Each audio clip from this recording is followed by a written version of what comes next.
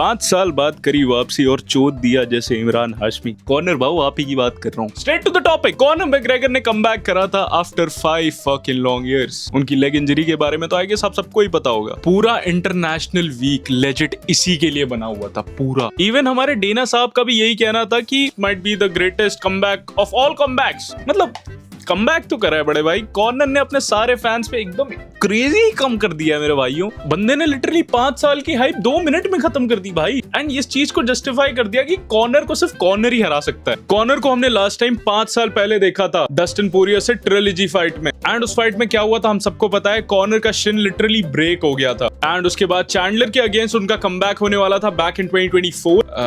But again we all know क्या हुआ Chandler के साथ। भाई मेरे को लगता है UFC 329 के बाद जो सबसे सैडेस्ट बंदा होगा after corner would be Michael Chandler, क्योंकि भाई उसकी इकलौती विन रह गई भाई। फिर उसके बाद डबलिन में एक सिविल कोर्ट केस जिसमें कॉर्नर को लायबल पाया गया SA के लिए। You know what SA is, come on. ये बंदा लिटरली MMA से ज्यादा हाइप अपने कोर्ट केसेस से बना रहा है। एंड उसके बाद फिर देखो प्रेस कॉन्फ्रेंस में तो ऐसा लगा ही नहीं था कि corner ever left. Crowd literally hallway को बू कर रही थी भाई। इवन प्रेस कॉन्फ्रेंस में कॉर्नर ने काफी माइंड गेम्स दिखाने की कोशिश करी but and even face of के टाइम उन्होंने उनका चश्मा फेंक दिया। एंड लिटरली भाई उस फेस ऑफ को देख के एक्चुअली लग रहा था कि हॉलवे डर रहे हैं। एंड फिर वो स्टेज पे आके गाना गाने लगे। अपने कमबैक प्रेस कॉन्फ्रेंस को लिटरली कैरियोके नाइट बना दिया। एंड इवन कॉर्नर के अंदर इतना ज्यादा कॉन्फिडेंस था कि वो लिटरली मैक्स को एलिमिनेट कर देंगे। बट कॉन्फिडेंस होना इज ऑब्वियस।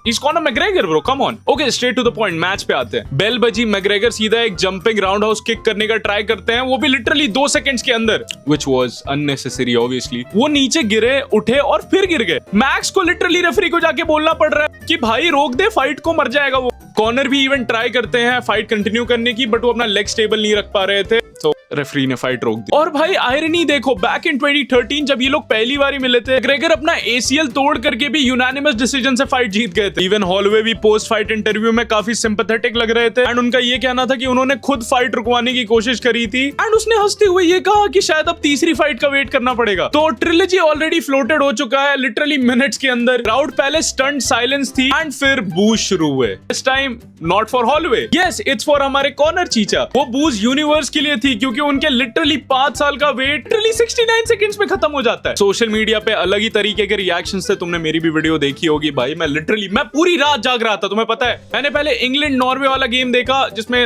हालैंड के लग गए। उसके बाद मैं अर्जेंटीना को जीतता हुआ देख रहा था। मैं खुश था मेसी भाई के लिए। पॉल कॉर्नर को मॉक कर रहे थे। पैडी को लग रहा था कि वो लिटरली UFC का नेक्स्ट फेज बनने वाले हैं।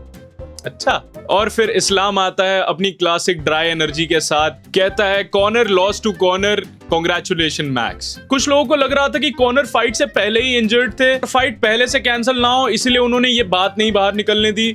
ऑब्वियसली भाई लोग कुछ भी कहते हैं। तो ओवरऑल ये वाइब थी। हाफ क्राउड कॉर्नर के लिए लिटरली बुरा फील कर रहा था एंड बचे हुए क्राउड ने ऑलरेडी मीम्स बनाने शुरू कर दिए थे। एंड बीच में डेना वाइट का वॉलेट रो रहा था क्योंकि गेट रेवेन्यू टूट गया एक फाइट की वजह से, जो कि सिर्फ 69 सेकंड्स लास्ट करी। अब थोड़ा दूसरी फाइट्स के ऊपर भी नजर डाल लेते हैं। Co-main event, Paddy the Baddy versus BSD. And I'll tell you a fact. Conor still lasted more than BSD. Paddy ने literally 52 सेकंड में BSD को सुला दिया। ये बंदा पहले ही अपने UFC टाइटल फाइट लॉस के बाद बाउंस बैक कर रहा था एंड इवन क्राउड भी इसके साथ थी। एंड पोस्ट फाइट इंटरव्यू में पैडी ने कहा he wants Ilya, Justin, Conor, Max, कुछ भी मिल जाना चाहिए भाई को। बट भाई पर्सनली मेरे को पैडी काफी ज्यादा पसंद है। अब इलिया से इनकी फाइट काफी सेंस बनाती है।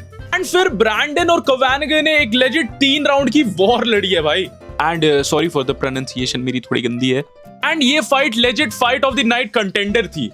एंडन ने 3rd राउंड में एक रियर नेकेड चोक से मैच खत्म कर दिया। एंड अगर तुम कोई एक ऐसी फाइट देखना चाहते हो जिसमें लेजिट फाइटर्स के हर्ट और स्किल्स दिखे तो इस फाइट को डेफिनेटली देखना अगर तुमने मिस आउट कर दिया है तो। एंड अब बात करते हैं रॉबर्ट विटेकर की। इन्होंने अपना लाइट हैवीवेट डेब्यू करा है एंड इन्होंने 3rd राउंड में निकिता क्रालोव को TKO से हरा दिया है। तो अब जूम आउट करते हैं एंड देखते हैं कि एक्चुअली हुआ क्या इस इवेंट में। ऑनेस्टली अगर तुम मेरे से पूछो तो कॉनर मैकग्रेगर का कमबैक हाइप जस्टिफाइड था। बंदा स्टिल बिगेस्ट ड्रॉ है इस स्पोर्ट का। लेकिन फिर उनकी बॉडी ने डिसाइड करा कि ये जो 5 साल साले तूने मजे करे हैं, ये एक किक में ही निकाल दूंगा मैं इसकी सारी एनर्जी। एक किक में ही कॉनर की बॉडी वाज शैटर्ड एंड ये कोई स्किल का इशू नहीं था। कॉनर की बॉडी अब लिटरली उस स्टेट में है ही नहीं जिस स्टेट में वो एक्चुअली फाइट कर सके। 5 साल में काफी चेंज हो चुके हैं कॉनर। ट्रिलॉजी की बात अभी से हो रही है, but the real question is क्या कॉनर की बॉडी अभी भी उस टाइप का अब्यूज हैंडल कर पाएगी? एंड अगर तुम मेरे से पूछो तो हेल नो भाई, आई थिंक अब मेरे गोट को रिटायर हो जाना चाहिए, क्योंकि I don't know, he is just finished भाई।